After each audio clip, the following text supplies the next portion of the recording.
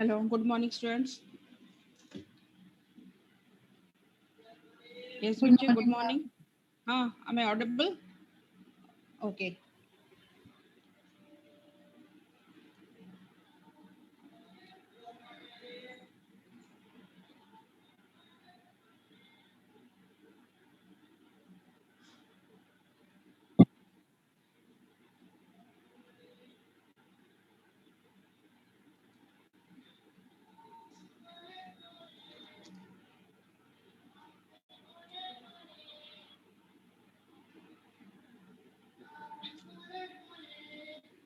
Yes, Bachit. So today we are going to start with the unit 2. So today I will take this period and Mandip sir will take 5th period. Okay. So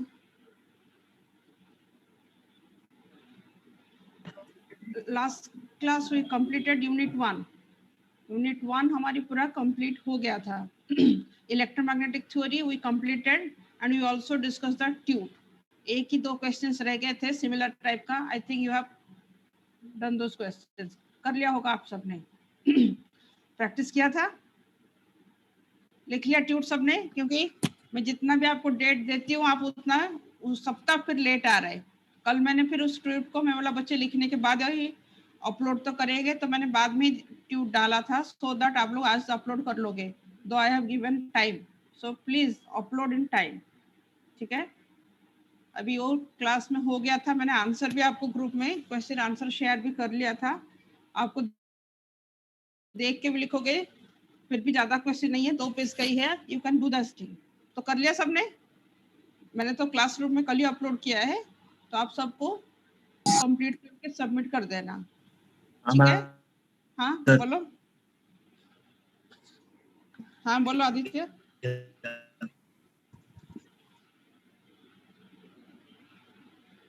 yes, और किसी कुछ बोल रहा है? Ma'am session कब से expected है? क्या बेटा?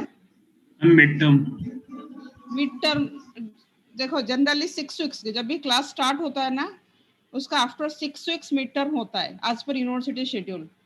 ठीक है, तो अभी तो बीच में ब्रेक भी दिया था, 10 दिन का हमें मिला था ना बिकॉज ऑफ कोविड. तो और बिफोर दैट यूनिट 1 यूनिट 2 का ही तो सिलेबस जो होता है यूनिट 1 यूनिट 2 का ही होता है. ठीक है, 4 यूनिट में से हाफ यूनिट का होता है एंड 6 वीक्स का टाइम के बाद ही ये होता है. सो अभी देखते हैं, ये कभी भी नोटिस डाल सकते हैं यूनिवर्सिटी. ठीक है, तो उसी के अकॉर्डिंग हम देखते हैं कि कितना हमारी सिलेबस हो पाता है और क्या मोड रखता है. अभी कोई इंस्ट्रक्शन नहीं दिया है, हमें पता किया है, पर कोई कॉलेज को भी कोई इंस्ट्रक्शन आया नहीं है कि क्या मोड होगा, कब होगा.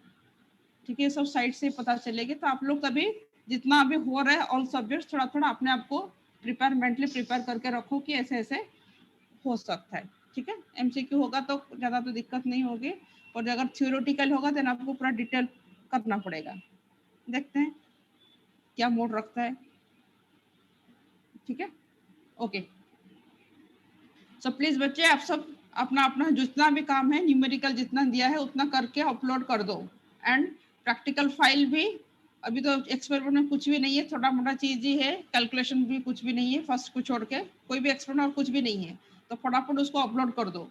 टाइम दिया मतलब टाइम के बाद ही करोगे, टाइम के एंड भी करोगे, डोंट डू दैट. ठीक है, ओके चलो.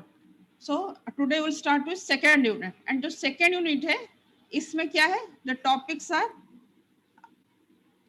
3 टॉपिक्स आर देयर, 3 टॉपिक में this is distributed. So 3 topic में क्या है, बेसिकली इसका major part is quantum mechanics, ठीक है, quantum mechanics is the major part.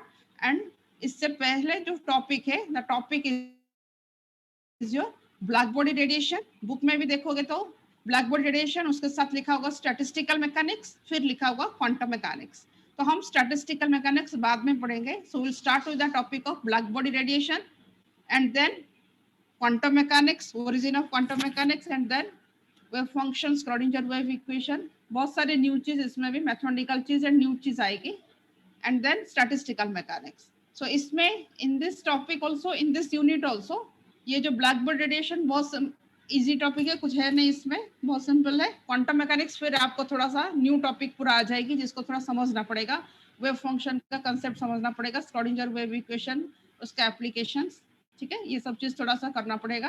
And then statistical mechanics, that is a new topic, पर ये टॉपिक इतना छोटा है और इतना लाइट है कि थ्योरेटिकल है, कुछ भी नहीं है इसमें। वो ये दोनों जो फर्स्ट टॉपिक है लास्ट टॉपिक हम पढ़ेंगे, black body radiation, statistical mechanics, बहुत सिंपल टॉपिक्स है, ओके। बाकी क्वांटम मैकेनिक्स में थोड़ा मैथमेटिकल जैसे समझ के उसको चीज को करना पड़ेगा, ठीक है। सो will start with the topic of this black body radiation, that is black body radiation is the transition phase between the classical and quantum mechanics. So black body radiation के बाद ही we are just going to the quantum mechanics under this physics, ठीक है। So शायद आप लोगों ने नाम सुना होगा ब्लैक बॉडी, ठीक है, ब्लैक बॉडी रेडिएशन सुना होगा। So क्या है ब्लैक बॉडी रेडिएशन एंड इसकी जरूरत क्या पड़ी, हम इसको अभी क्यों पढ़ने जा रहे हैं, बता सकते हो? ब्लैक बॉडी रेडिएशन सबको पता है, आप पढ़ के आते हो पूरा, मॉडर्न फिजिक्स में 12th में पूरा पढ़ के आते हो, एंड बहुत इजी टॉपिक भी है, ऐसा कोई है नहीं कि जो जिसको किसी को पता ना हो। क्या होता है black body and black body radiation, बोलो ब्लैक बॉडी रेडिएशन क्या है? अरे कोई तो बोलो, सबको पता है ये चीज। Ma'am, it is a kind of body which absorbs all the radiations of the world, like anything. पर इसको अभी हम, मैंने बोला ये क्वांटम मैकेनिक्स से पहले इसको क्यों पढ़ रहे हैं, व्हाई?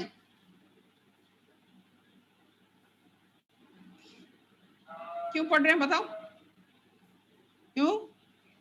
देखो क्लासिकल मैकेनिक्स जो हम न्यूटन मैकेनिक्स एवरीथिंग भी पढ़ के आए, that is a macroscopic study of all the particles, that is a classical part Newton mechanics, जिसमें जो पढ़ के आए। सो दोस मैकेनिक्स वहां पे हमने बहुत कुछ टॉपिक पढ़ के आए, but when it is coming to the very small particles like subatomic particles like electron, proton, neutrons, then many phenomena, those phenomena which we are observing practically, that is practically we are observing this is happening, but there is no theory, classical mechanics could not explain that phenomena, ठीक है। then यहाँ पे बहुत सारे जैसे आगे structure है, atom, photo electric effect, then black body radiation, ये सारे टॉपिक क्या है, practically it is observing, that is this thing is happening like this, but why it is happening, classical mechanics was not capable to explain that thing. Then comes the transition phase, ये जो black body radiation है, stability of atom है, बहुत सारे topics है, photo electric effect है, ये सबको एक्सप्लेन करने के लिए इसमें तो बहुत सारे टॉपिक है, पर मेन चीज आ गया इसमें ब्लैक बॉडी रेडिएशन। जो ब्लैक बॉडी रेडिएशन जो है ये क्या है, एक ऐसा फेनोमेना जो practically everyone is observing, and इसको एक्सप्लेन करने के लिए बहुत सारे साइंटिस्ट ने बहुत सारे मेथड अडॉप्ट किया है, but no one could explain that is क्यों एक फेनोमेना जो हमने ऑब्जर्व किया, ये ब्लैक बॉडी रेडिएशन का जो ग्राफ है, ये ग्राफ क्यों आ रहा है। सो इसको एक्सप्लेन करने के लिए बहुत सारे साइंटिस्ट ने बहुत सारी चीज एक्सप्लेन किया, एंड फाइनली सबका थोड़ा थोड़ा पार्ट लेके then Planck explained his quantum theory on the basis of this black body radiation. So that's why this is a transition phase between the classical and quantum mechanics. After this explanation of black body radiation, then physics का term में there was a new change आया, जहाँ पे classical mechanics and का कुछ shortcomings को quantum mechanics, new mechanics फिर develop हुआ, ठीक है। That's why black body radiation is one of the important topic of this physics. तो चलो, सो दिस इज ऊपर ऊपर से इंट्रोडक्शन, अभी अंदर चलेंगे। ये बहुत नोन चीज है, That is what you mean by black body. Black body क्या होता है? That is which absorbs, as Manya told, that is which absorbs all the radiations of all the wavelength is incident upon it. And when such a body is heated, it emits radiations which we call as a black body radiation. So generally radiation की बात जब आती है, then हमारे पास क्या होता है? 3 types का, ठीक है? When radiation passes through matter, then यहाँ पे 3 phenomena are happening. One is your reflection, another is your absorption, another is your transmission. ठीक है? अभी हमने रिफ्लेक्शन, रिफ्रैक्शन इस सब के बारे में बहुत कुछ पढ़ लिया, इलेक्ट्रोमैग्नेटिक वेव का, रेडिएशन का पढ़ लिया. तो यहाँ पे 3 चीज होता है, एब्जॉर्प्शन ए, देन आ गया रिफ्लेक्शन, देन ट्रांसमिशन. ठीक है? So when radiation passes through matter, a fraction of it is absorbed and some fraction of it is reflected and some of it is transmitted. So that एक जो 100% आया उसका some part आ गया reflect, absorb and transmit, and सबको मिला के हम कहते हैं that is whatever the incident radiation अगर 1 है then that equals to absorption plus radiation plus transmission. ठीक है? So suppose radiation incident on any particular body and it is absorbing, neither it will reflect anything, neither it will transmit anything, then it will absorb 100% of incident radiation. उसके ऊपर जो भी incident हो 100%, if it is absorbing 100% of the incident radiation, then that type of body is said to be a black body. तो ये सारे radiation जो उसके ऊपर है उसको absorb करके रख दिया है. ठीक है? Complete absorption, that is zero reflection, zero transmission, then that type of body is said to be black body. ठीक है? But practically 100% black body is practically not possible. So like that जो maximum absorb कर सकता है, so that उसमें transmission and reflection बहुत कम amount होता है, we can say practical that as a black body, as a perfect black body. ठीक है? So for a body neither reflects nor transmits and it absorbs the incident radiation completely, then appears to be black, whatever be the color of the incident radiation on it. Since the perfect absorber, so जब हम क्या कहते हैं, कोई body अगर सारे radiation absorb कर लिया है, then it is also perfect emitter or radiator. अगर पूरा ही इसने एब्जॉर्ब कर लिया है, then it will also radiate, पूरा भी रेडिएट कर सकता है. So when such type of body is heated, then it will emit radiations of all wavelength. अगर ये emit करेगा, then it will emit radiations of all wavelength, and such radiation is called black body radiation or full or total radiation. ठीक है? And black body radiation क्या होता है? जो perfect absorber body जो radiation emit करता है, that type of body is known as a black body. Okay? So that is said to be a full radiation, and the body emitting radiation is called a black body. Black body क्या है समझ में आया? And black body radiation क्या है? ये भी आपको समझ में आया. So in fact a perfect black body is not available. So कैसे ही perfect black body बन सकता है? क्या हो सकता है इसका example? So generally जो हम कह सकते हैं lamp black और platinum black are very close to black body. अगर हम लैम्प ब्लैक अगर कहीं पे किसी मटेरियल के अंदर पूरा उसका ऑब्जर्व कराएंगे, जो लैम्प का रेडिएशन होता है उसको अगर पूरा परफेक्ट ब्लैक करके रखेंगे, that can be considered as a perfect black body. Okay? And एक नाम है that is known as a Fery's black body. एक है बॉडी, एक साइंटिस्ट फेरी इन्होंने एक बॉडी डिजाइन किया था, एक ऑब्जेक्ट ऑफ डिजाइन ऐसे किया था, that is emitting, that is absorbing all the incident radiation, and that was considered as to be a perfect black body. That is a Fery's black body. मैं इसका दिखाती हूँ अभी आपको. So if a black body is placed in an isothermal enclosure, it will attain thermal equilibrium with the enclosure and emits full radiations characteristics of the temperature but independent of the nature of the substance, and thermal radiation from an isothermal enclosure is identical with that from a black body at the same temperature. अभी इस type का body, अभी इसमें आएंगे, ऊपर जो पढ़ा उसको हम दिखाती हूँ अभी कि ग्राफिकली इसको क्या चीज है. ए hollow copper sphere coated with a lamp black, एक ऐसा एक सर्कुलर एनक्लोजर है. अगर हम इस चीज को दिखाते हैं,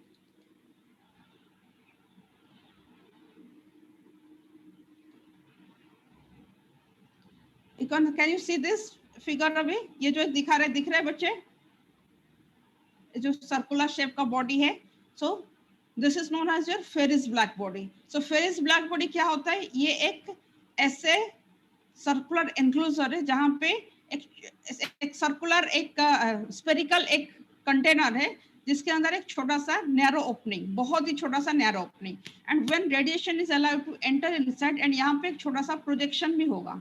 सो whatever radiation will be instead inside thing, so that will reflect in different directions, and finally it will absorb inside the body. So that radiation is not allowed to come. Whatever is entering, that is not allowed to come out of this. So this type of body, whatever was designed by this Ferri, that was considered as to be a Ferri's black body. So this type of container, when any radiation is entering this type of container, then the radiation is not allowed to come out of the container, so that it is absorbed completely inside that body, and this is known as your black body. ठीक है, इसको ही कहा जाता है Ferris black body, जिसमें इसको हम कह सकते हैं that will be work as a near black body. Okay,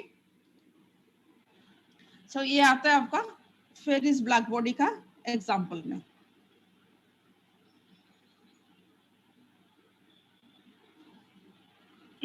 So when such a type of black body is heated at different temperature, it emits radiations of all types of wavelength.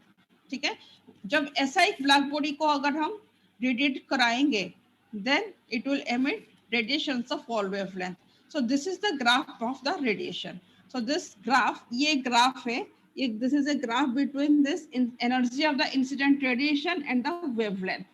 So ये देखो, ये graph क्या है? एक different temperature, बहुत सारे graph क्या है? So such when we're considering any type of black body which is absorbing all the incident radiations, and when that type of body is allowed to emit a different temperature, then the graph between the incident energy radiation with respect to wavelength is like this. That is, आप देख रहे हो, this is a 904 degree Kelvin. इसका graph का shape is like this. And as the temperature is increasing, this is 1094 Kelvin, this is 1259 Kelvin, and this is 1469 Kelvin, and this is 1646 Kelvin. That is, as temperature is increasing, the shape of the graph is like this. यहाँ पे ऐसे आ रहा है, यहाँ पे ऐसे आ रहा है, यहाँ पे ऐसे आ रहा है. So this is one of the practical. देखो, एक हमने experiment perform किया black body radiation का. Black body बनाया, at that time black body was designed, and the black body is allowed to emit radiations at different temperature, and this is a practical का result is this graph. ठीक है, एक practical जो perform किया गया था different temperature, the set of graph for the result of that graph. But it is a practical phenomena result. But how, why it is happening? इस graph को explain करने के लिए theory क्या है? What is the theory to explain this graph? And there was no theory at that time. So many scientists, बहुत सारे scientists ने बहुत साल तक उसको explain करने की कोशिश की. Why it is happening? Because of this, because of this. So ऐसे करते करते बहुत scientists ने इसका थोड़ा part करके explain किया, and finally no one could explain this completely. Then सबको combine करके then Planck explained this black body radiation theory. ठीक है? So this black body so यहाँ पे क्या है, ये ग्राफ में क्या था? At a given temperature, the energy is not uniformly distributed in the radiation spectrum. At a given temperature, intensity of radiation increases with increase in wavelength, and at a particular wavelength, its value is maximum. यहाँ पे इसका value maximum, यहाँ पे इसका value, ऐसे होते होते at a particular position maximum हो रहा है, फिर उसके बाद फिर इंटेंसिटी का वैल्यू डिक्रीज हो रहा है. ठीक है, तो और क्या हमने इसको ऑब्जर्व कर सकते हैं? The incident radiation increases with increase in wavelength, and at a particular wavelength its value is maximum. With further increase in wavelength, the intensity decreases. The increase in temperature is maximum. With increase in temperature, maximum wavelength decreases. मतलब देखो, maximum wavelength मतलब क्या है? The wavelength at which we are getting maximum energy. यहाँ पे देखो, maximum energy का graph में पॉइंट क्या है? This is the maximum energy point. And यहाँ पे maximum energy at this wavelength पे आ रहा है. एंड एट दिस पॉइंट देखो, जो यहाँ पे सबसे पीक है, सबसे हाई वैल्यू पे, हाई मैक्सिमम एनर्जी में वेवलेंथ का वैल्यू ग्रेजुअली डिक्रीज हो रहा है. So this are the overall ऊपर से जो हमने ऑब्जर्व किया from the black body radiation are this thing. With increase in temperature, maximum wavelength lambda M decreases. Maximum wavelength मतलब wavelength corresponding to maximum radiation. जिस पॉइंट में radiation maximum है, that wavelength उसका वैल्यू ग्रेजुअली कम हो रहा है, ठीक है। टेम्परेचर बढ़ने से रेडिएशन का वैल्यू ज्यादा हो रहा है, बट मैक्सिमम वेवलेंथ का वैल्यू कम हो रहा है। For all wavelength, an increase in temperature causes an increase in the energy of the emission। मतलब ऊपर से जो उसको ऑब्जर्व किया गया, ज्यादा उसको इस पॉइंट के हिसाब से दिखा दिया। So अभी सबसे पहले देखते हैं कि who explained this thing। तो सबसे पहले किसने एक्सप्लेन किया? That is the on the basis of classical theory, attempts were made to explain qualitative and quantitatively the nature of the curve। and यहाँ पे देखो इतने सारे लॉ है और किसी का डेरिवेशन नहीं है, तो इसमें जितना जितना छोटा छोटा एक एक लाइन में जितना दिया है सारे लॉ इसमें आएगा, बहुत सारे लॉ आएगा, उसका डेरिवेशन भी है और हमारे सिलेबस में नहीं है, तो हम उसको एक लाइन पे उसको पढ़ेंगे। तो स्टीफन्स लॉ, आप सबने स्टीफन्स लॉ पढ़ा है, स्टीफन्स कांस्टेंट भी यूज किया है, क्या नहीं किया बताओ? स्टीफन्स लॉ पढ़ा है आप लोगों ने? थोड़ा सा तो पढ़ा होगा, Wien's law, Stefan's law, Rayleigh Jeans law शायद नहीं पढ़ा होगा, बताओ स्टीफन्स लॉ पढ़ा था? स्टीफन्स कांस्टेंट बोलो, नाम सुना था या नहीं सुना है?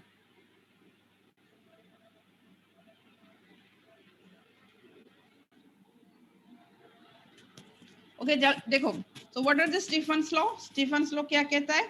According to Stephen's law, the total amount of radiant energy by a black body per unit area per second due to all the wavelength is directly proportional to the fourth power of the absolute temperature। So इसने क्या बोला? According to Stephens, the total, ये definition वगैरह थोड़ा याद कर लेना, and इसका constant का value क्या है वो याद कर लेना। The total amount of radiant energy by a black body per unit area per second due to all wavelength is directly proportional to the fourth power of the absolute temperature, that is E is proportional to the T4। जो incident radiation है, that is the energy density of the incident radiation is proportional to the fourth power of the absolute temperature। कितने temperature पे हुआ accordingly उसको ये बताया, और इसको लिए प्रोपोर्शनल आ गया एंड इसको कांस्टेंट करके लिखा E equals to sigma T4। तो सिग्मा जो आया that is known as the Stefan's constant and sigma equals to 5.67 10 to the power 8 watt per meter square per kelvin to the power 4। So ये क्या है? ये इसने क्या एक्सप्लेन किया? इसने इस ग्राफ का ये बता दिया कि अगर हम टेम्परेचर के साथ इसका वेरिएशन देखेंगे देन एनर्जी एंड टेम्परेचर का रिलेशन क्या है, जिससे T की पावर 4 में वेरिएशन हो रहा है energy with respect to temperature, ठीक है। टेम्परेचर का 4th पावर में एनर्जी वेरी कर रहा है। It is also a good observation, but ये क्या है? It is not throwing any, actually ये एक ऊपर ऊपर से बता दे, it is a total effect. You can say that is this law, whatever it is saying, this is a total effect, but it is not throwing any light on the energy distribution। totally wavelength frequency क्या हो रहा है उसके wavelength के बारे में कुछ नहीं बताया, ऊपर ऊपर से true and it is also true for any radiation के लिए it is true always, ठीक है। तो यही होता है स्टीफेंस लॉ, एंड इसी को अलग फॉर्म में भी आप देख सकते हो, that is the total energy of radiation at any temperature given by the area between the curve corresponding to the temperature and hence the horizontal axis, that is the area के ऊपर के इसको एक्सप्लेन किया, area under the curve, the increase in area is found to be in accordance with the Stefan's law. So अगर हम ई lambda D E के form में, ई lambda के फॉर्म में लिखेंगे देन ये भी आएगा, क्योंकि ई लैम्बडा डी लैम्बडा तो एक वेवलेंथ रेंज में दिखा दिया, अगर उसी के फॉर्म में देखेंगे then it is also showing this is sigma T4, ठीक है। एंड इसको हम पावर की फॉर्म में भी लिख सकते हैं, P equals to sigma AE T4। ये क्या है? P equals sigma AE, numerical में ऐसे फॉर्म में कुछ दे सकता है। तो P क्या है? एमिसिव पावर, इसको हमने एनर्जी डेंसिटी के फॉर्म में जो पूरा लिख लिया था, दिस इज पावर बाय एरिया, अगर A नीचे आ जाए power by area, and this is the emissivity of the surface that is equals to 1 and this is proportional to A by E के फॉर्म में अगर लिखें तो T4, A P by A वो करेंगे then that value equals to E। So P by A equals to E into sigma to the power 4, क्योंकि MC power this is only a constant 1, इसको हम ignore कर देंगे, then P by A power by जो area that equals to energy density corresponding for unit area, energy by area in कितना energy emit हो रहा है कितने एरिया में एंड कितने सेकंड में, so that value will giving the power by area, ठीक है। ये भी वही उसी का फॉर्म में है, तो आप दोनों फॉर्म देख सकते हो, ठीक है। तो बच्चे समझ में आया स्टीफेंस लॉ क्या है? ये बोलो कुछ या नहीं आया? यस,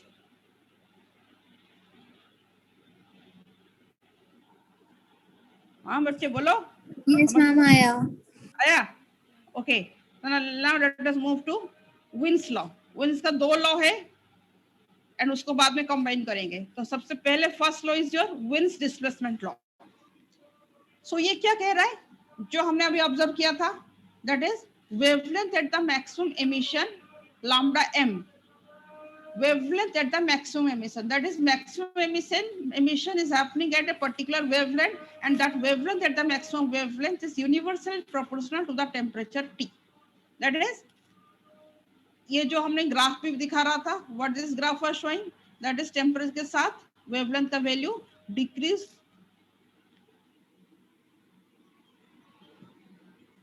wavelength का जो वैल्यू है that is decreasing with temperature. ठीक है, मैक्सिमम जहां पे आ रहा है, यहाँ पे सबसे maximum at this higher temperature में हो रहा है, वहां पे देखो वेवलेंथ का वैल्यू कम है, एंड ये यहाँ पे लोअर टेम्परेचर में जितना एनर्जी का वैल्यू कम हो रहा है तो वेवलेंथ का वैल्यू बढ़ रहा है। तो वही चीज को उसने दिखाया, that is the lambda M. क्या है लैम्डा में? Means the wavelength corresponding to the maximum radiation is inversely proportional to the temperature T, that is lambda M is proportional to 1/T और lambda M T equals to constant, and इस constant का value उसने define कर दिया 2.898 × 10⁻³ meter Kelvin. So this shows that the maximum energy point shift towards the shorter wavelength side when the temperature increases. Observation उनका यही था. Then आ गया क्या? Wiens distribution law. So what is this Wiens distribution law? Wiens also showed that the maximum energy emitted by a black body is proportional to the fifth power of the absolute temperature. So इसने और भी explain किया, that is according to Wiens, that is the जो maximum energy radiation वो होता है कितना, that is proportional to the temperature to the power 5, proportional to fifth power of its absolute temperature.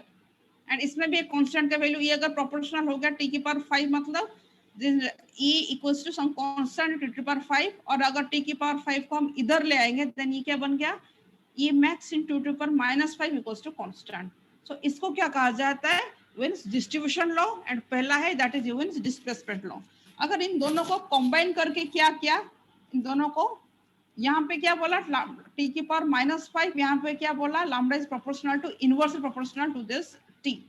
तो इन दोनों को कंबाइन करके यहाँ पे क्या क्या है, t को अगर हम यहाँ पे e lambda equals to something t की पावर 5 लिख लिया, अगर लैम्डा की फॉर्म में लिखेंगे lambda is inversely proportional to t और t is inversely proportional lambda, so इसका पावर लैम्डा के में रिप्लेस करेंगे देन कितना बन जाएगी 5, एंड सम कांस्टेंट तो डेफिनेटली यहाँ पे भी कांस्टेंट है, वहां पे भी कांस्टेंट है, देन बाय रिप्लेसिंग दिस हम इसको लिख सकते हैं e equals to some constant into lambda की power -5 and a function of lambda and t.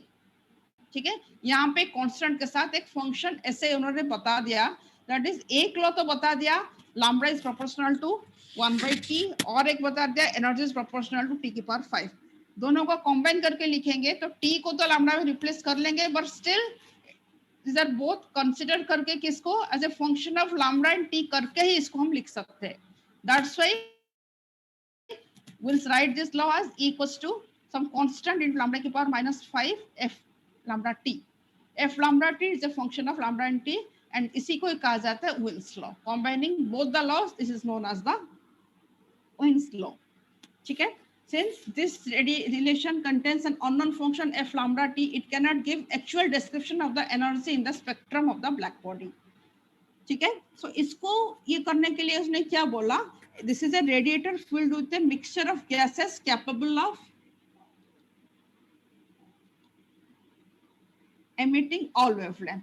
So इसने क्या बोला, it is a blackboard enclosure में क्या है, it consists of a mixture of बहुत सारे गैस का मिक्सचर है जो capable of emitting radiations of all wavelength, and इसके अंदर जो गैस molecules है, so each molecule in the radiator emits, मतलब ये एक बहुत बड़ी थ्योरी है, इसको हमने खाली एक लाइन में भी पढ़ेंगे, दैट इज इसको एक्सप्लेन एफएम लैम्डा को एक्सप्लेन करने के लिए, इस फंक्शन को एक्सप्लेन करने के लिए ही assume that each molecule in this radiator emits radiations of single wavelength. बहुत सारे मॉलिक्यूल है एंड एक एक मॉलिक्यूल एक एक वेवलेंथ एमिट करेंगे, and the intensity of radiation in this sense lambda and lambda plus d lambda is proportional to the number of molecules vibrating with with a period corresponding to the wavelength within this range. मतलब overally he assumed that ये एक enclosure में बहुत सारे wavelength range आ रहा है and उस function को he defined in this form. And another constant देखो उसको define कर लिया, that is f of lambda t is a function of lambda and t, so that is exponential minus a lambda t. So this e lambda equals to k lambda की power minus 5 exponential minus a lambda t. That is the amount of energy content in spectrum reaching between lambda and lambda plus d equals to e lambda d lambda, and this is k lambda की power minus 5 and exponential minus a by lambda t d lambda. So this is the amount of energy content in the spectral region between this lambda and lambda plus d lambda. Okay, so आपको खाली ये वाला form याद करना है, बहुत ज्यादा इसके ऐसे तो नहीं आता, न्यूमेरिकल में ज्यादा इसको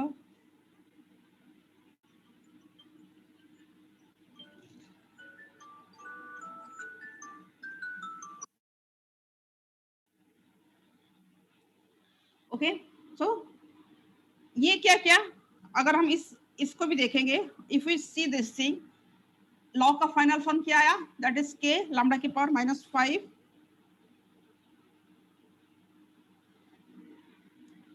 exponential minus a by lambda t d lambda. ठीक है. So this formula represents fairly well in the energy distribution of the applied in a short wavelength. That is, अगर हम ब्लैक बॉडी रेडिएशन का graph जो अभी देख रहे थे, बहुत सारे ग्राफ है, सो डिफरेंट टेम्परेचर इसको देखा गया कि it is explaining the shorter wavelength. That is for lower wavelength range के लिए ये फॉर्मूला सही है, एक्सप्लेन कर रहा है. But when for we are going for higher wavelength, higher wavelength मतलब अगर लैम्डा का वैल्यू बहुत ज्यादा है, suppose lambda equals to infinity, then ये क्या दिखाएगा, लैम्डा का वैल्यू अगर यहाँ पे इंफिनिटी है, then this value will be 1 by lambda, minus power है 1 बाय लैम्डा हो जाएगी, so this will give you क्या 0. So lambda equals to infinity E lambda equals to 0, and also when lambda equals to 0 E lambda equals to 0. तो ये दोनों चीज दिखा रहा है. ठीक है, अगर इसका वैल्यू 0 है एंड इंफिनिटी है, देन इसका वैल्यू ये वाला रेडिएशन को वो एक्सप्लेन नहीं कर पा रहा है. So for higher wavelength, short wavelength में छोटा छोटा पार्ट के लिए इट इज ट्रू, ये एक्सप्लेन कर रहा है ब्लैक बॉडी रेडिएशन का ग्राफ का. So this part belongs to the short wavelength. ये जो शॉर्ट वेवलेंथ रेंज के लिए this law is good, fairly इसको एक्सप्लेन कर पाया. बट हायर वेवलेंथ के लिए ये दिखा रहा है कि इसका वैल्यू 0 आ रहा है, पूरा 0 दिखा रहा है. That's why this law could not explain the graph completely, it could explain the graph only partially, that is only for the short wavelength range. ठीक है, तभी इसमें फिर ये भी पूरा एक्सप्लेन नहीं कर पाए. देन और एक लॉ आया, दैट इज योर रेले-जीन्स लॉ. सो रेले-जीन्स ने क्या किया, that they explain the energy distribution per unit volume of a hot body by thermodynamic considerations. हाँ बच्चे, in between I am asking, आप सब ने तो नाम दिया था एक्टिविटी के लिए, सैटरडे तो हुआ नहीं था, बट यू गॉट टाइम, सबका कंप्लीट तो हो गया. हाँ बेटा धृति, धृति यस मैम. एक्टिविटीज, हाँ बेटा एक्टिविटी सबसे प्रेजेंट पीपीटी कलेक्ट कर लेना, एंड उसका अगले के लिए आप सबका नाम लेके मुझे बता देना. ओके. ठीक है, ओके, ये कलेक्ट कर लेना, क्योंकि अभी कब होगा नहीं होगा, सब प्रिपेयर करके रख लो तो आप लोगों के लिए अच्छा है. ठीक है, आप कलेक्ट कर लेना. बाकी सबका तो आ गया था, मुझे लग रहा है बच्चों ने बना भी लिया होगा. ठीक है, लग रहा था सब. दूसरे ग्रुप के लिए सब अपना अपना सोच के रखो एंड नाम उसको दे देना. ठीक है, कल तक नाम दे दो दूसरे ग्रुप वाले, एंड पीपीटी भी आप सब कल तक सबका कलेक्ट करके मुझे दे देना. ठीक है, okay. Then we'll do this Rayleigh-Jeans law. So Rayleigh-Jeans law क्या है, ये भी ऐसे ही एक्सप्लेन किया है, पर इसमें और थोड़ा सा ज्यादा आया, जिसको इन सबको लेके जैसे प्लैंक्स को इजी हुआ to explain this black body radiation. So Rayleigh-Jeans ने क्या किया, that is the thermodynamic consideration apply किया. So accordingly, it was assumed that a black body radiator emits radiations of continuously variable wavelength from 0 to infinity. Then according to the classical law of equipartition of energy, so उसने consider क्या किया, अभी इसमें सारी चीज हम explain करेंगे. That is the, ये एक रेडिएटर है, रेडिएटर के अंदर बहुत सारे ब्लैक बोर्ड रेडिएटर के अंदर छोटे छोटे ऑसिलेटर जैसे बहुत सारे छोटे छोटे रेडिएटर भरा है, ठीक है। सो यहाँ पे एक एक रेडिएटर एक एक वाइब्रेशन जो करता है, प्रोड्यूस करता है, उनका एवरेज एनर्जी कितना एज्यूम किया, that equals to E bar equals to average energy equals to KT, ठीक है। सो एक एक ऑसिलेटर जो उसके उसमें है, so they are having an average energy of KT, ठीक है। सो एक एनक्लोजर है, इसमें बहुत सारे रेडिएटर भरा है, देन उसके अंदर जितने सारे रेडिएटर या ऑसिलेटर कुछ भी बोलो, it consist of a large number of particles, they are considered, we can consider them as an oscillator, and each oscillator is having an average energy of KT. Classical thermodynamic consideration से apply किया। So the कितने number of modes of oscillation in the wavelength range lambda and d lambda, बहुत सारे oscillation है। सो एक particular जो कितना types का मोड्स ऑफ ऑसिलेशन हो सकता है, उसके लिए हमने एक शॉर्टिंग कर दिया with wavelength is lambda is lambda plus d lambda. So the number of modes of oscillation in the wavelength range lambda and lambda plus d lambda per unit volume of the cavity dn is equals to 8 pi d lambda by lambda fourth. dn क्या है, number of modes of oscillation per unit volume in the cavity in the wavelength range lambda and lambda plus d lambda.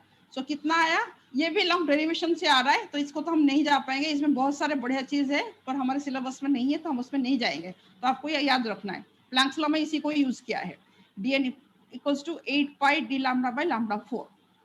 So number of modes इतना है, and average energy पर कितना है, energy density in the wavelength is lambda and lambda plus d lambda equals to dne। देखो कितने number of particles है, dn number of particles है, average number of dn particle का एनर्जी कितना है, e बार है। So total energy density of this wavelength is lambda plus d lambda कितना होगा, average energy into number of particles, वही चीज है। So this e lambda energy density in the wavelength range lambda plus d lambda क्या है, e lambda d lambda equals to dne।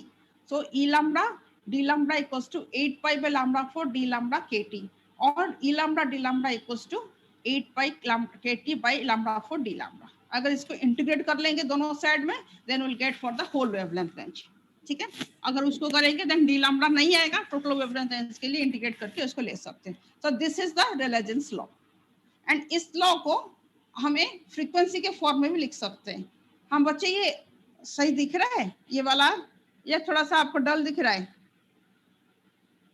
मतलब देखने में कोई दिक्कत आ रही क्या, ये जो आप देख रहे हो स्क्रीन, या it is okay? No ma'am.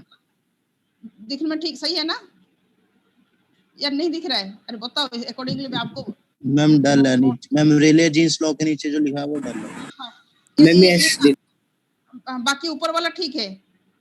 Yes ma'am ऊपर वाला ठीक है, ये वाला पोर्शन मुझे भी थोड़ा दिखा डल, तो तभी मैं पूछ रही हूँ, ठीक है। तो ये वाला टॉपिक जो है नीचे डल दिख रहा है, ये आपको करना है। करना क्या है इसमें this thing is d lambda को आपको कन्वर्ट करना है डी न्यू, ठीक है, इतना आपको खुद करना है।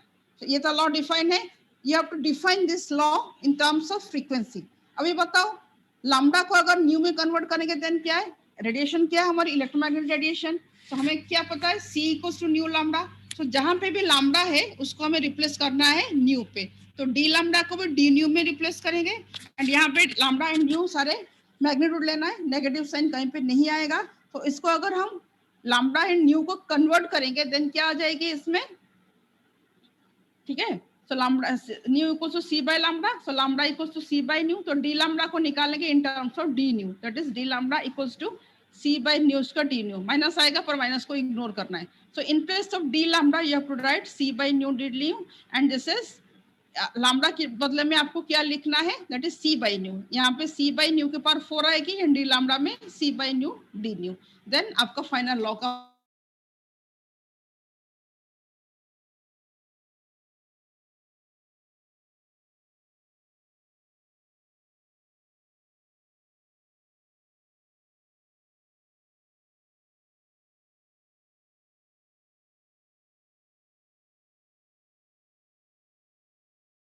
Recording in progress.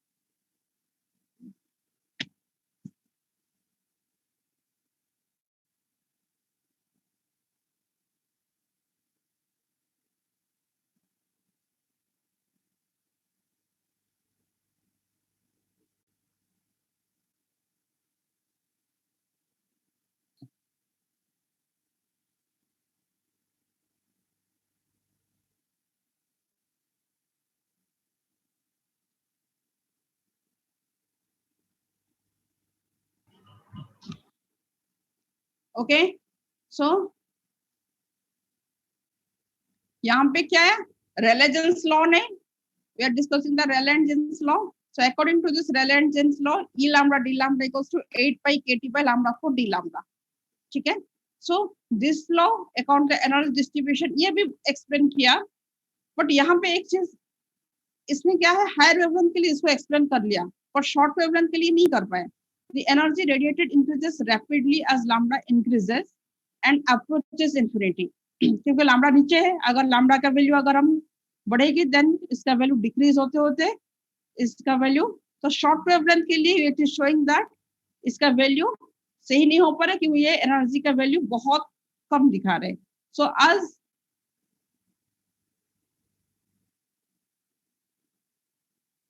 this is as this E lambda is proportional 1 by lambda 4, it holds good only for long wavelength. Long wavelength को इसने एक्सप्लेन कर लिया, बट ये शॉर्ट वेवलेंथ को पूरा एक्सप्लेन नहीं कर पाया. That is this Rayleigh-Jeans law could not explain the blackbody radiation graph for short wavelength. ठीक है. So यहाँ पे एक आ गया, एक डिस्क्रिपेंसी आ गया, एंड इस चीज को कहा जाता है अल्ट्रावायोलेट कैटास्ट्रोफ. ठीक है. सो Rayleigh-Jeans law क्या कह रहा है, that is E lambda d lambda equals to 8 pi kt by lambda 4 d lambda. So as lambda tends to 0, E lambda tends to infinity. But experiment क्या कह रहा है, देखो लैम्बडा टेंड्स टू 0 मतलब फॉर वेरी शॉर्ट वेवलेंथ इसका value क्या दिखा रहा है, अकॉर्डिंग टू दिस लॉ क्या दिखाएगा, लैम्बडा का वैल्यू अगर 0 के आसपास बहुत छोटा होगा देन एनर्जी का वैल्यू बहुत ज्यादा होगा. सो एक्सपेरिमेंटल ग्राफ क्या दिखा रहा है, शॉर्ट वेवलेंथ में एनर्जी कम, फिर gradually at a particular value पे एनर्जी ज्यादा हो रहा है. ठीक है. शॉर्ट वेवलेंथ में भी कम हो रहा है, फिर वो बढ़ रहा है एक पॉइंट पे. So this implies that for a given quantity of radiant energy, radiant experimental law क्या कह रहा है इसको थोड़ा समझ लेना. एक्सपेरिमेंटल लॉ क्या कह रहे हैं, as lambda tends to 0, E lambda also tends to 0. So this implies that a given quantity of radiant energy is finally confined in the short wavelength. Short wavelength मतलब जनरली हमारी जो wavelength range होते हैं, short wavelength हमारी को कहा जाता है अल्ट्रा वायोलेट रेंज. वेवलेंथ जो सबसे कम वेवलेंथ में आते हैं अल्ट्रा वायोलेट रेंज उसको कहा जाता है. ठीक है. So this is a serious discrepancy between the theory and experiment, and इसको कहा जाता है अल्ट्रावायोलेट कैटास्ट्रोफ. इसको थोड़ा सा याद करना बच्चे, जनरल इसमें क्वेश्चन शॉर्ट क्वेश्चन को भी आ जाता है. अल्ट्रावायोलेट कैटास्ट्रोफ क्या है, व्हाट इज अल्ट्रावायोलेट कैटास्ट्रोफ, ये क्या कहता है, इसको अगर समझने के लिए क्या समझोगे, Rayleigh-Jeans law is explaining the blackbody radiation graph at a higher wavelength. Higher wavelength graph के लिए उनका जो लॉ है, उनका फॉर्मूला है वो सही है, बट फॉर शॉर्ट वेवलेंथ क्या दिखा रहा है, लैम्बडा अगर 0 हो रहा है वेरी शॉर्ट वेवलेंथ के लिए E lambda equals to infinity, that is the energy का वैल्यू बहुत ज्यादा है. पर एक्सपेरिमेंट क्या शो कर रहा है, लैम्बडा का वैल्यू अगर बहुत छोटा है देन E lambda भी 0 है, एंड ग्रेजुअली लैम्बडा बढ़ते बढ़ते इसका वैल्यू 0 हो रहा है. So this simplifies that A discrepancy between the theory and experiment, and इसको कहा जाता है अल्ट्रावायोलेट कैटास्ट्रोफ. इसको ये कहते हैं एक्सप्लेन करने के लिए, that is a given quantity of radiant energy finally confined in the short wavelength. Short wavelength में ये हो सकता है, इस चीज को अल्ट्रावायोलेट रेंज में बहुत शॉर्ट वेवलेंथ में सम एनर्जी इज कन्फाइंड हो रहा है, दैट्स व्हाई यहाँ पे एक डिस्क्रिपेंसी बन गई है.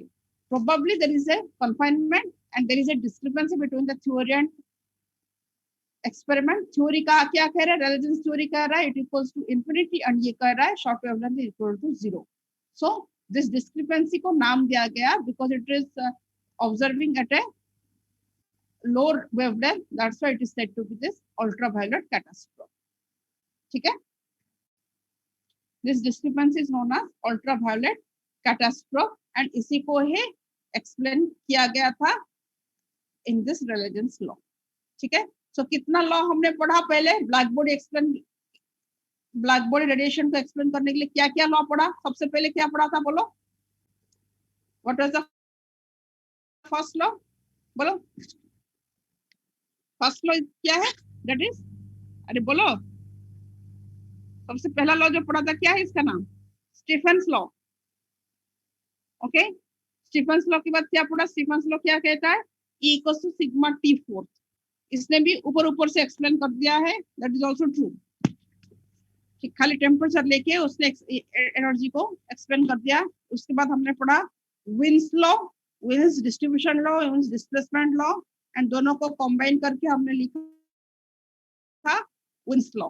ठीक है, that is E equals to some constant into exponential lambda की power -5 and exponential minus a by lambda t, so that is your Wien's law। and then आ गया जो रेलेजेंस लॉ, इसने भी बहुत कुछ एक्सप्लेन कर दिया एट ए। सो विन्स लॉ क्या है? शॉर्ट वेवलेंथ को एक्सप्लेन किया। एंड रेलेजेंस लॉ क्या किया? रेलेजेंस लॉ ने, अगर हम ब्लैक बॉडी रेडिएशन के ग्राफ के ऊपर देखेंगे देन यू कैन सी इस ग्राफ का जो लोअर पार्ट शॉर्ट वेवलेंथ का part explain by Wien's law, long wavelength part was explain by Rayleigh Jeans law, and Stefan law was explaining all the thing. ऊपर ऊपर से पूरा सब ऊपर ऊपर सबके लिए एक्सप्लेन कर दिया, पर पूरा ग्राफ को no one could explain till now. सबने थोड़ा थोड़ा एक्सप्लेन किया। ऐसे तो काम बहुत लोगों ने किया था, जिनका थोड़ा थोड़ा रेंज में आया, जिनको लेके प्लैंक्स प्रपोज्ड क्वांटम थ्योरी, हमने उनका ही पार्ट डिस्कस किया है। Then by considering all these things Planck's explain his quantum theory। ठीक है, then the next topic is your Planck's radiation law। ठीक है, तो अभी तक समझ में आया? आगे चले, बताओ, अरे बोलो कुछ। Yes ma'am. ये समझ में नहीं आया तो ये टॉपिक ऐसे थियोरेटिकली पढ़ना, टॉपिक थ्योरेटिकल पढ़ लेना, ये सबसे इजी टॉपिक है। इसमें डेरिवेशन आएगा, इसको तो आपको लिखना पड़ेगा, पेन पे लिख लो, इसको लिखोगे, एक एक वर्ड इसमें लिखना है, सारी चीज, तभी ये आएगा। पर इजी डेरिवेशन है, थोड़ा सा लेंथी है पर ज्यादा डिफिकल्ट नहीं है, तो इसको भी आप कर सकते हो आराम से। ठीक है, so this is your Planck's radiation law। ओके, अभी बताओ Planck's radiation law ही पे ही origin of Planck's quantum theory. क्या है Planck's क्वांटम थ्योरी? कुछ बताओ, क्या आपको पता है Planck's क्वांटम थ्योरी क्या क्या कहता है? इसी से ही आया ये चीज, जो आपको पहले ही पता है। तो what do mean by Planck's quantum theory? क्या पता है आपको?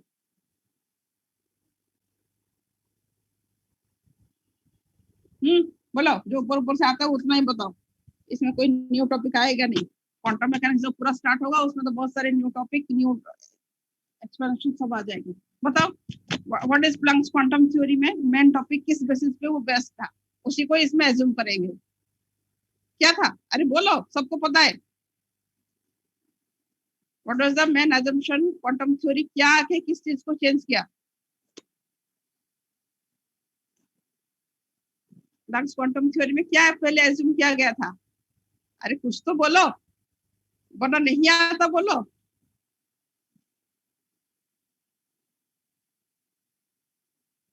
नहीं आता? किसी को कुछ नहीं आता या बोलना ही नहीं है? मैम पार्टिकल नेचर एज्यूम करा था ना पहले प्लैंक ने। हाँ हाँ, क्या है उसको बोलो, किसको? पार्टिकल नेचर मतलब क्या है, किसी फॉर्म में बोला पार्टिकल नेचर में? और एक चीज बताओ, जो बोला उसी को थोड़ा सा आगे बोलो।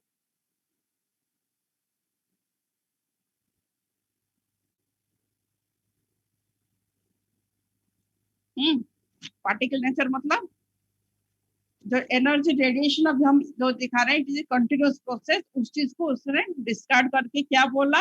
Energy radiation is not a continuous process, rather it is a discrete process, that is exchange of energy takes place in the form of particle or packet, and जिसको कहा गया क्वांटम ऑफ एनर्जी और quantum of energy, और उसको ही कहा गया photon, जिसका energy है hν।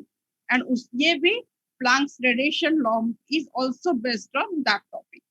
ठीक है, सो उस बेसिस पे ही उन्होंने इसको एज्यूम किया कि ये Planck's radiation is black body radiation, इस चीज को एज्यूम करके ही उसको एक्सप्लेन किया गया, देन उसी को ही जनरलाइज करा गया, that is the Planck's quantum theory, then origin of the quantum mechanics.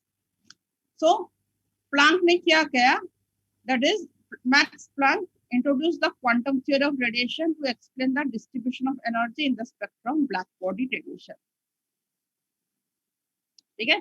So what he put forward the hypothesis that the radiation field in uniform temperature enclosure remains in a state of dynamic equilibrium by the way of emission and absorption process.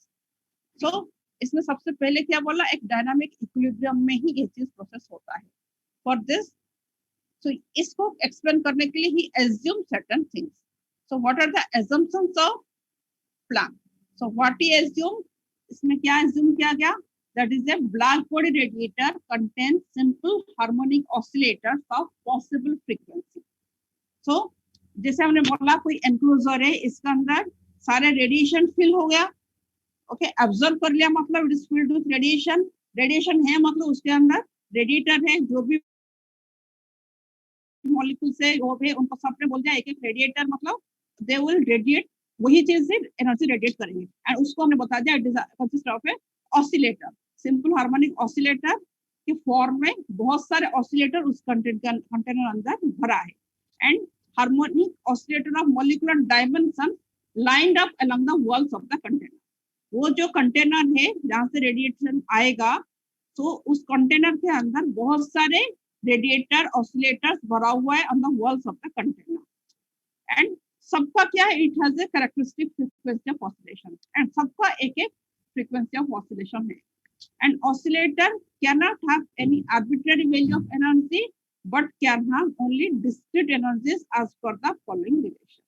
सो इसने क्या कहा, that is whatever the enclosure, black body enclosure we are considering, okay, जो भी black body enclosure we are considering, it consists of a large number of simple harmonic oscillators of molecular dimension. उसके अंदर भरा है lines of wall of the enclosure, मतलब उसके अंदर पूरा भरा है, इतना ही समझो.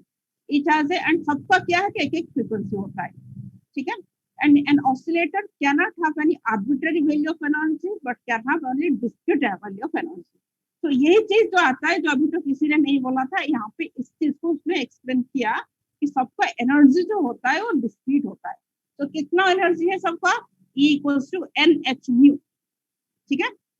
तो NH nu एंड N का वैल्यू कैसे वेरी करेगा, 0, 1, 2. तो किसका एनर्जी, किसी ऑसिलेटर का एनर्जी 0 भी हो सकता है, किसी का H न्यू होगा, किसी का 2H न्यू, किसी का 3H न्यू, ऐसे करते करते सबका एनर्जी डिफरेंट रेंज में वेरी करता ही जाएगा, ठीक है. सो सबका जो ऑसिलेटर का एनर्जी उसने डिफाइन कर लिया है. और सेकंड क्या है, द ऑसिलेटर कैन एमिट और absorb energy not only in the form of packets of energy but continuously. Can emit or absorb only in the form of packet of energy but not continuously. मतलब जो हम पहले आपको पूछ रहे थे, ये कंटिन्यूअस प्रोसेस यहाँ पे नहीं हो रहा है, और यहाँ पे जो भी हो रहा है वो डिस्क्रीट फॉर्म में हो रहा है, दैट इज पैकेट की फॉर्म में, एच न्यू एनर्जी के फॉर्म में ही वो डिस्क्रीट फॉर्म में होगा. सो ये यहाँ पे कॉन्ट्राडिक्शन आ गया जो ट्रांजिशन पे जाएगा. तो इलेक्ट्रोमैग्नेटिक थ्योरी में हम क्या कहते हैं, सारे चीज कंटिन्यूअस, अब डिस्क्रीट की बात ही नहीं थी. जब ओल्ड क्वांटम ओल्ड थ्योरी में हम जाते हैं तो डिस्क्रीट की बात आई नहीं थी, तो वहां पे हम एनर्जी स्पेक्ट्रम आज कंटिन्यूअस हम दिखाते. तो यहाँ पे एक नया चीज जो इंट्रोड्यूस किया गया by Planck, that is the energy radiator is in the form of discrete form, continuous form नहीं है. And the emission and absorption energy occurs only when the oscillator jumps from one energy state to another along with the energy difference that is given by delta E equals to delta N H nu, that is E2 minus, that is when the oscillator is in a particular energy state E2 and when it is moving to energy state E1, then the difference of energy is given as the energy radiation. ठीक है. तो जो भी इसके अंदर energy emission absorption होगा वही difference के फॉर्म में ही होगा. मतलब इसने पूरा सबका वैल्यू फिक्स कर दिया, सबका एनर्जी डिफरेंट स्टेट में कितना है वो वहीं से फिक्स हो गया, ठीक है. अभी आगे का डेरिवेशन नेक्स्ट क्लास करेंगे, कल करेंगे, क्योंकि यहाँ पे पूरा मैथमेटिकल डेरिवेशन आएगा. तो यहाँ पे एजम्पशन हो गए, देन इसका डेरिवेशन करेंगे, देन उसके बाद सारे लॉ को, विल्स लॉ, रेलेजेंस लॉ, सब उसी लॉ से फिर आ जाएगा. सबको लेके उसने बनाया, तभी सारे उसी के they will reduce to Wien's law in that case, ठीक है. Okay, so let us stop here and इसको अभी करेंगे तो ये खत्म नहीं होगा, तभी करके कोई फायदा नहीं. तो कल ही पूरा स्टार्ट करेंगे, पूरा खत्म करेंगे, छोटा सा डेरिवेशन, ज्यादा टाइम नहीं लगेगा इसका। ओके, तो आप सबको जो बोला था ट्यूटोरियल वगैरह सारे अपलोड कर दो। मैं देख रही हूँ बहुत बच्चों का आया नहीं अभी तक, so all of you please upload all your things. ठीक है, अपने आप को फ्री रखो एंड हमें भी फ्री रखो। ठीक है, ओके, चलो let us and the meeting.